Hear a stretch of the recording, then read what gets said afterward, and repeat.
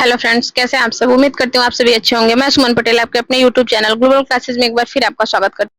अगर आप चैनल पर पहली बार है तो प्लीज चैनल को सब्सक्राइब कर लीजिए और बेल आइकन को प्रेस कर लीजिए ताकि जो भी वीडियो मैं अपलोड करूँ सबसे पहले वो वीडियो आप तक पहुंचे। तो चलिए शुरू करते हैं क्लास को शुरू करने से पहले जान लेंगे कि हमको आज पढ़ना क्या है। तो हमें आज पढ़ना है क्लास 10th का साइंस फिजिक्स चैप्टर 1। ठीक है, प्रकाश का परावर्तन तथा अपवर्तन। तो प्रकाश के परावर्तन का नियम जो है वो किसने दिया था। इसमें हम 100 MCQs कर रहे हैं जो आपके एग्जाम पॉइंट ऑफ व्यू से बड़े इंपॉर्टेंट्स हैं। तो देखिएगा क्वेश्चंस को।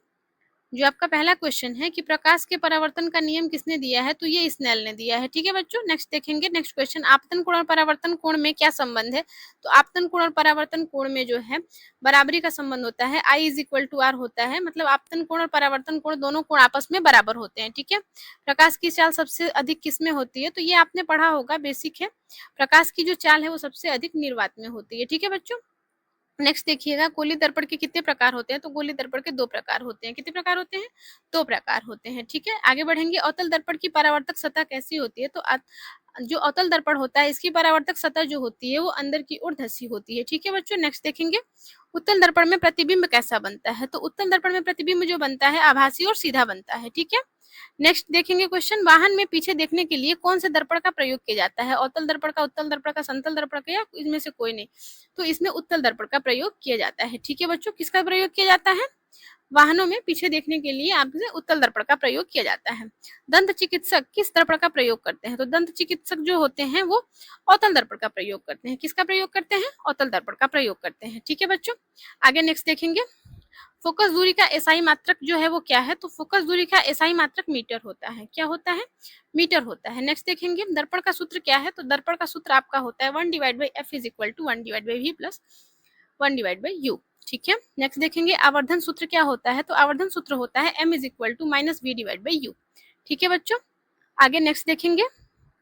नेक्स्ट आपका हो जाएगा, समतल दर्पण में प्रतिबिंब होता है। तो समतल दर्पण में प्रतिबिंब कैसा होता है। समतल दर्पण में प्रतिबिंब जो होता है वो आभासी होता है। ठीक है, नेक्स्ट देखेंगे, प्रकाश का एक माध्यम से दूसरे माध्यम में मुड़ना क्या कहलाता है। तो प्रकाश का एक माध्यम से दूसरे माध्यम में मुड़ना अपवर्तन कहलाता है। ठीक है बच्चों, नेक्स्ट देखेंगे 14 नंबर क्वेश्चन, अपवर्तनांक का सूत्र क्या है। ठीक है, अपवर्तनांक का सूत्र देखेंगे। तो अपवर्तनांक का सूत्र होता है आपका n = c/v।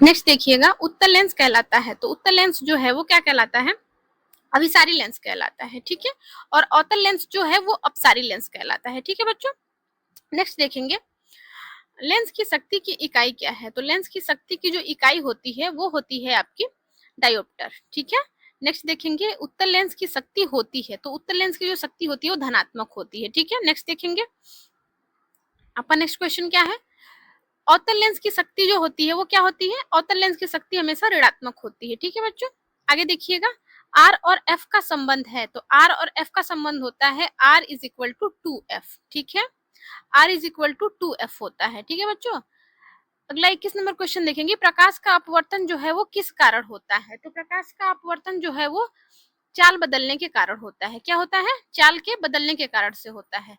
लेंस के शक्ति का सूत्र क्या है। तो लेंस के शक्ति का सूत्र आपका होता है P = 1/f। P = 1/f। Option B आपका सही है।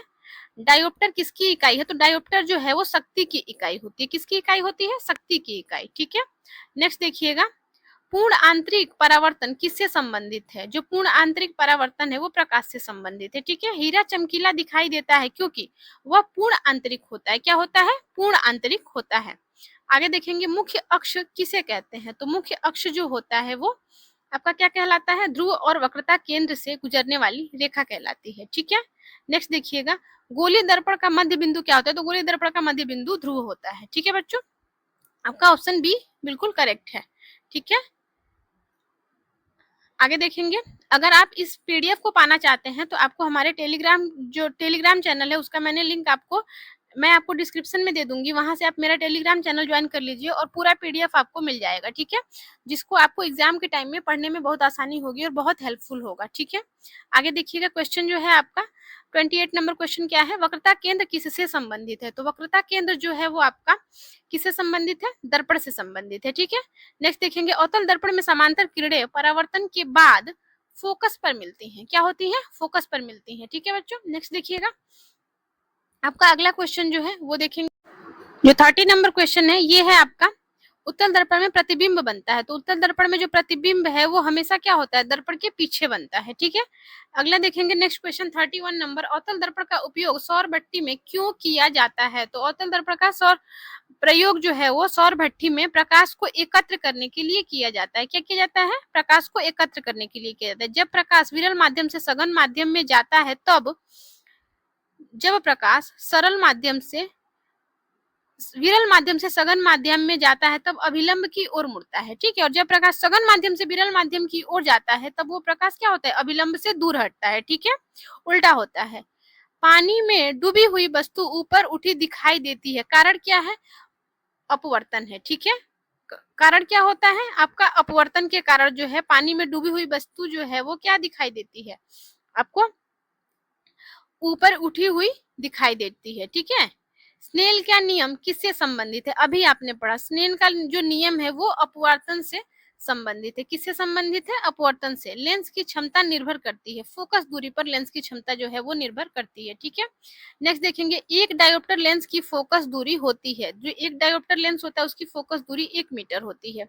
उत्तल लेंस का मध्य भाग होता है, तो उत्तल लेंस का मध्य भाग मोटा होता है। ठीक है, नेक्स्ट देखेंगे, अवतल लेंस का मध्य भाग होता है, तो अवतल लेंस का मध्य भाग जो होता है वो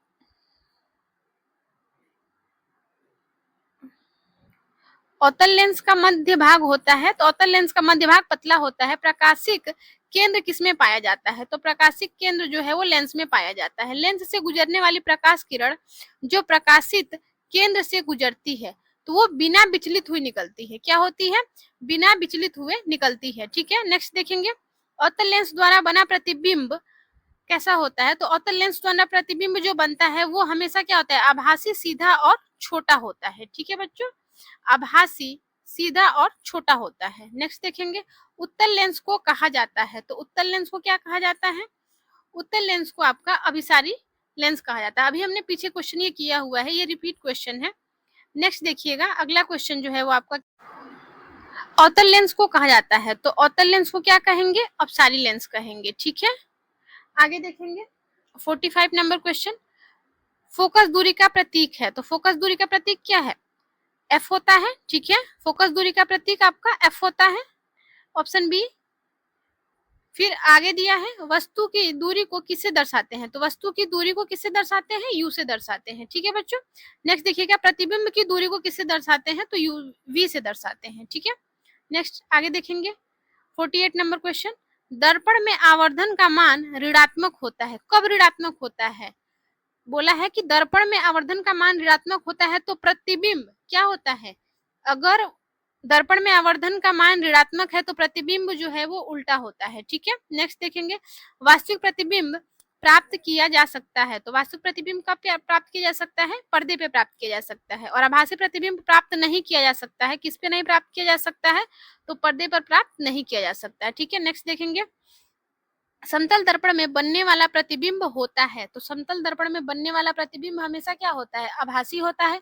समतल दर्पण में प्रतिबिंब का आकार वस्तु के बराबर होता है। ठीक है, नेक्स्ट देखेंगे, अवतल दर्पण को अभिसारी दर्पण क्यों कहा जाता है? क्योंकि वो प्रकाश को एकत्र करता है। ठीक है, नेक्स्ट क्वेश्चन देखेंगे कि उत्तल दर्पण को अपसारी दर्पण क्यों कहते हैं? ठीक है, उत्तल दर्पण को अपसारी दर्पण क्यों कहते हैं?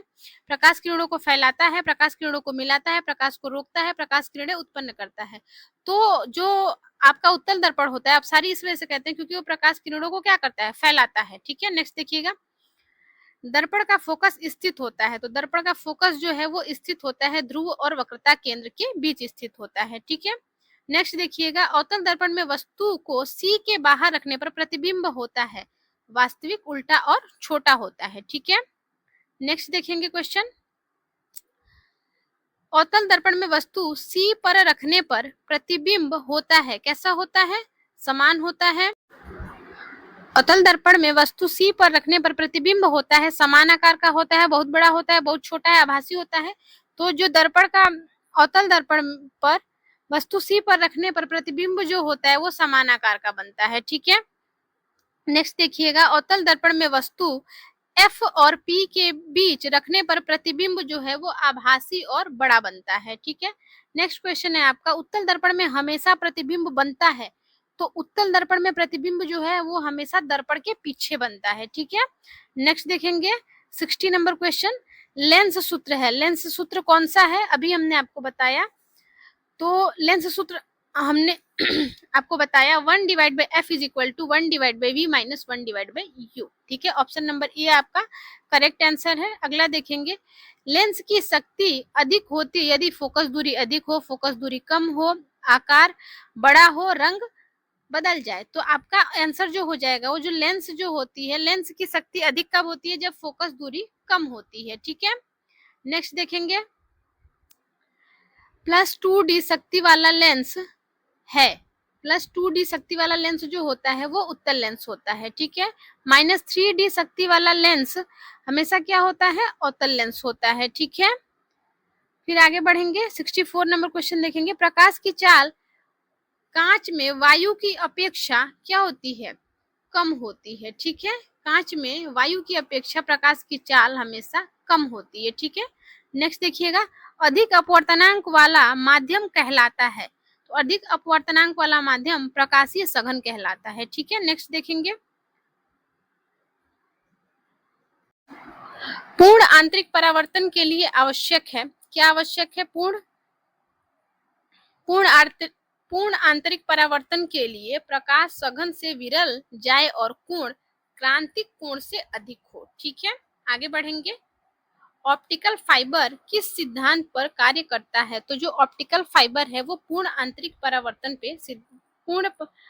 परावर्तन सिद्धांत पे काम करता है। ठीक है, लेंस की शक्ति का मात्रक है, तो लेंस की शक्ति का मात्रक जो होता है वो डायोप्टर होता है। क्या होता है बच्चों, डायोप्टर होता है। नेक्स्ट देखेंगे, 0.5 m फोकस दूरी वाले उत्तल लेंस की शक्ति होगी, तो जब उत्तल लेंस की बात करेगा तो हमेशा क्या हो जाएगा, पॉजिटिव आएगा। ठीक है, +2d। ठीक है, न्यूमेरिकल भी हम आपको करवाएंगे, बहुत सारे न्यूमेरिकल्स करवाएंगे जो आपके एग्जाम से डायरेक्टली मैच करेंगे। ठीक है बच्चों, नेक्स्ट देखेंगे 70 नंबर क्वेश्चन, -0.5 मीटर फोकस दूरी वाले लेंस की शक्ति होगी, जब माइनस होगा तो आपका आंसर भी क्या होगा, माइनस में ही तो आएगा, तो ये -2d हो जाएगा। ठीक है बच्चों, नेक्स्ट देखेंगे 71, दर्पण में वस्तु दूरी को दर्शाते हैं, वस्तु की दूरी को दर्शाते हैं, तो किससे दर्शाते हैं, देखिएगा अभी हमने पढ़ा है कि दर्पण में प्रतिबिंब की दूरी को दर्शाते हैं किससे, आपका v से। ठीक है, आगे नेक्स्ट देखेंगे, किसी दर्पण का आवर्धन,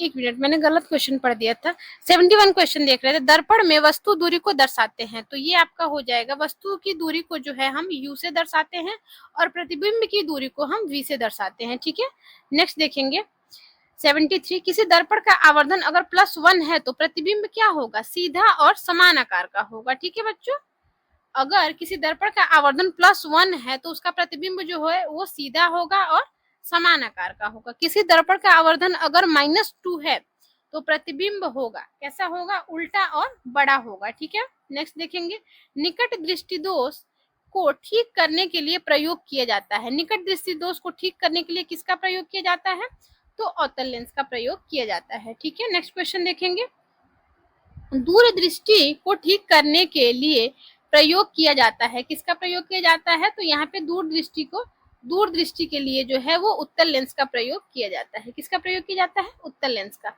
मानव नेत्र में प्रतिबिंब बनता है, मानव नेत्र में प्रतिबिंब जो है वो रेटिना पर बनता है। ठीक है, नेक्स्ट देखेंगे, किसी लेंस की शक्ति +5d है तो यह लेंस है, तो ये हमेशा उत्तल लेंस हो जाएगा। ठीक है, माइनस होगा तो अवतल होगा और प्लस होगा तो उत्तल लेंस होगा। ठीक है, किसी लेंस की शक्ति -4d है तो इसकी फोकस दूरी क्या होगी, तो अगर लेंस की शक्ति -4d है तो इसकी फोकस दूरी जो है वो हो जाएगी -0.25। ठीक है, नेक्स्ट देखेंगे, 20 सेंटीमीटर फोकस दूरी वाले उत्तल लेंस की शक्ति होगी। ठीक है, तो इसकी जो शक्ति हो जाएगी वो हो जाएगी आपकी +5d। ठीक है, नेक्स्ट देखेंगे, 50 सेंटीमीटर वाला फोकस दूरी वाले लेंस की शक्ति होगी, -50 सेंटीमीटर वाले फोकस दूरी के लेंस की शक्ति जो होगी वो हो जाएगी आपकी -50 सेंटीमीटर। फोकस दूरी वाले लेंस की शक्ति होगी तो ये हो जाएगी -2d। क्या हो जाएगी? -2d। ठीक है बच्चों, नेक्स्ट देखेंगे। ये सारा न्यूमेरिकल है, ये हम आपको अगले वीडियो में हम आपको सॉल्व करके बता देंगे। ठीक है बच्चों, नेक्स्ट देखिएगा। दर्पण की फोकस दूरी 10 सेंटीमीटर है तो इसकी वक्रता त्रिज्या क्या हो जाएगी? तो इसकी वक्रता त्रिज्या जो है वो आपको हल भी हमने करके दिखाया है। देखिएगा 2 = 2f, यानी दिया है फोकस दूरी, f की वैल्यू कितनी दी है? 10 दी गई है, तो 10 × 2 करोगे तो 20 सेंटीमीटर आपका आंसर हो जाएगा। ठीक है, नेक्स्ट देखिएगा। यदि दर्पण का आवर्धन -1 है तो प्रतिबिंब होगा, प्रतिबिंब वास्तविक और समान आकार का होगा। क्या हो जाएगा? वास्तविक और समान आकार का। यदि दर्पण का आवर्धन +2 है तो प्रतिबिंब होगा आभासी और बड़ा होगा। ठीक है, नेक्स्ट क्वेश्चन देखिएगा। जब प्रकाश वायु से कांच में जाता है तो, जब प्रकाश वायु से कांच में जाता है तो चाल जो है वो घटती है। ठीक है, नेक्स्ट क्वेश्चन देखिएगा। अपवर्तनांक की कोई इकाई नहीं होती क्योंकि यह दूरी है, अनुपात है, बल है, ऊर्जा है। तो ये जो है अनुपात है। ठीक है बच्चों, क्या है? अनुपात है। नेक्स्ट देखिएगा 88 नंबर क्वेश्चन। दर्पण में ध्रुव को किससे दर्शाते हैं? तो दर्पण में ध्रुव को P से दर्शाते हैं। किससे दर्शाते हैं? P से दर्शाते हैं। वक्रता केंद्र को किससे दर्शाते हैं? तो वक्रता केंद्र को C से दर्शाते हैं। ठीक है, फोकस दूरी को किससे दर्शाते हैं? तो F से दर्शाते हैं, ये तो आपको पता ही होगा। नेक्स्ट देखेंगे। प्रकाश किरण मुख्य अक्ष के समांतर आती है और अवतल दर्पण से टकराती है तो फोकस दूरी से गुजरती है। किससे गुजरती है? फोकस दूरी से गुजरती है। उत्तल लेंस में वस्तु 2f पर रखने पर प्रतिबिंब जो है वो क्या होता है? 2f पर ही बनता है। क्या होता है? 2f पर बनता है। ठीक है, अवतल लेंस द्वारा बना प्रतिबिंब हमेशा आभासी और सीधा होता है। ठीक है, नेक्स्ट क्वेश्चन देखिएगा। जब प्रकाश के परावर्तन में कौन सी राशि नहीं बदलती? दिशा, चाल, ऊर्जा। तो प्रकाश के परावर्तन में जो है चाल जो है वो नहीं बदलता है। क्या नहीं बदलता है? चाल जो है वो नहीं बदलता है। ठीक है, नेक्स्ट क्वेश्चन देखेंगे। आपका 95 नंबर क्वेश्चन देखिएगा। 95 नंबर क्वेश्चन है आपका। प्रकाश के अपवर्तन में कौन सी राशि बदलती है? तो चाल और दिशा बदलती है। क्या बदलती है? चाल और दिशा बदलती है। नेक्स्ट क्वेश्चन देखेंगे। कांच का अपवर्तनांक लगभग होता है 1.5 होता है। क्या होता है? 1.5 होता है। समतल दर्पण में पार्श्व परिवर्तन होता है क्योंकि दर्पण प्रतिबिंब बनता है। ठीक है, क्या होता है? दर्पण प्रतिबिंब बनता है। ठीक है, नेक्स्ट क्वेश्चन देखेंगे। कैमरे में किस लेंस का उपयोग किया जाता है? तो कैमरे में हमेशा उत्तल लेंस का उपयोग किया जाता है। किसका किया जाता है? उत्तल लेंस का। ठीक है, नेक्स्ट देखिएगा। आवर्धक कांच में प्रयोग होता है। ठीक है, आवर्धक कांच में जो है वो उत्तल लेंस का प्रयोग होता है। किसका प्रयोग होता है? आवर्धक कांच में उत्तल लेंस का प्रयोग किया जाता है। ठीक है, नेक्स्ट देखेंगे। प्रकाश परावर्तन तथा अपवर्तन अध्याय में कुछ मुख्य रूप से अध्ययन किया जाता है। किसका किया जाता है? तो प्रकाश के व्यवहार का अध्ययन किया जाता है। हम किसका अध्ययन करते हैं? प्रकाश के व्यवहार का अध्ययन करते हैं। तो फ्रेंड्स, ये आपका 100 MCQs रहा। अब हम कुछ शॉर्ट टाइप क्वेश्चन देखेंगे। 50 शॉर्ट टाइप क्वेश्चन हमने लिए हुए हैं विद आंसर। प्रकाश क्या है? तो प्रकाश जो है वो प्रकाश ऊर्जा का एक रूप है जो हमें वस्तुओं को देखने में सहायता करता है। ठीक है, अगला क्वेश्चन है कि प्रकाश का परावर्तन क्या है? तो जब प्रकाश किरण किसी सतह से टकराकर उसी माध्यम में लौटती है तो इसे प्रकाश का परावर्तन कहते हैं। ठीक है, नेक्स्ट देखेंगे। परावर्तन के कितने नियम है? तो परावर्तन के 2 नियम होते हैं। प्रथम नियम जो होता है वो क्या होता है? परावर्तन का प्रथम नियम लिखिए। तो आपतित किरण, परावर्तित किरण और अभिलंब एक ही तल में होते हैं। ठीक है, और दूसरा नियम जो होता है आपतन कोण और परावर्तन कोण बराबर होते हैं। ठीक है, तो आपतन कोण क्या है? आपतन कोण आपतित किरण और अभिलंब के बीच बने कोण को आपतन कोण कहते हैं और परावर्तन कोण क्या होता है? परावर्तित किरण और अभिलंब के बीच बने कोण को परावर्तन कोण कहते हैं। ठीक है, नेक्स्ट देखेंगे। समतल दर्पण में प्रतिबिंब कैसा बनता है? समतल दर्पण में प्रतिबिंब आभासी, सीधा और वस्तु के समान आकार का बनता है। गोली दर्पण क्या है? तो गोली दर्पण ऐसा दर्पण जिसकी परावर्तक सतह किसी गोले का भाग होती है, गोली दर्पण कहलाता है। ठीक है, गोली दर्पण के कितने प्रकार होते हैं? 2 होते हैं। मैंने MCQ में भी बताया है, अवतल और उत्तल। ठीक है, अवतल दर्पण क्या है? तो जिस दर्पण का परावर्तक, ठीक है, जिस दर्पण का परावर्तक सतह अंदर की ओर धसी होती है उसे अवतल दर्पण कहते हैं। उत्तल दर्पण क्या है? तो जिस दर्पण की परावर्तक सतह बाहर की ओर उभरी होती है उसे उत्तल दर्पण कहते हैं। मुख्य फोकस क्या है? तो मुख्य अक्ष के समांतर आने वाली किरणें जिस बिंदु पर मिलती हैं या मिलती हुई प्रतीत होती है उसे मुख्य फोकस कहते हैं। फोकस दूरी क्या है? तो ध्रुव और फोकस के बीच की दूरी को फोकस दूरी कहते हैं। दर्पण सूत्र क्या होता है? तो 1/f is equal to 1/v plus 1/u। ठीक है। आवर्धन क्या है? तो प्रतिबिंब की ऊंचाई और वस्तु की ऊंचाई के अनुपात को आवर्धन कहते हैं। ठीक है। नेक्स्ट क्वेश्चन देखेंगे। दर्पण में आवर्धन का सूत्र लिखिए। m is equal to h2/h1 is equal to -v/u। ठीक है। अपवर्तन क्या है? तो अपवर्तन जो है प्रकाश का एक माध्यम से दूसरे माध्यम में जाने पर दिशा बदलना अपवर्तन कहलाता है। ठीक है। आगे देखेंगे अपवर्तन क्यों होता है। क्वेश्चन है अपवर्तन क्यों होता है? क्योंकि विभिन्न माध्यमों में प्रकाश की चाल अलग अलग होती है। ठीक है। इस वजह से क्या होता है? अपवर्तन होता है। अपवर्तनांक क्या है? तो निर्यात में प्रकाश की चाल माध्यम में प्रकाश की चाल के अनुपात को अपवर्तनांक कहते हैं। निर्वात में प्रकाश की चाल और माध्यम में प्रकाश की चाल के अनुपात को अपवर्तनांक कहते हैं। ठीक है। लेंस कितने प्रकार के होते हैं? तो 2 प्रकार के होते हैं। कौन कौन से होते हैं? देखिएगा, 2 प्रकार के जो लेंस होते हैं, उत्तल लेंस और अवतल लेंस, 2 प्रकार के लेंस होते हैं। ठीक है। उत्तल लेंस क्या है? तो बीच में मोटा और किनारों पर पतला लेंस उत्तल लेंस कहलाता है और अवतल लेंस बीच में पतला और किनारों पर मोटा लेंस अवतल लेंस कहलाता है। ठीक है। लेंस सूत्र क्या होता है? तो 1/f is equal to 1/v minus 1/u। ठीक है। नेक्स्ट देखिएगा, आपका क्वेश्चन है कि लेंस की शक्ति क्या है? तो लेंस की फोकस दूरी में व्युत्क्रम को लेंस की शक्ति कहते हैं। p is equal to lens की फोकस दूरी के व्युत्क्रम को p is equal to 1/f। ठीक है। नेक्स्ट देखेंगे, प्रकाश की चाल सबसे अधिक किस माध्यम में होती है? तो निर्वात में होती है। प्रकाश की चाल निर्वात में कितनी होती है? तो लगभग मीटर सेकेंड।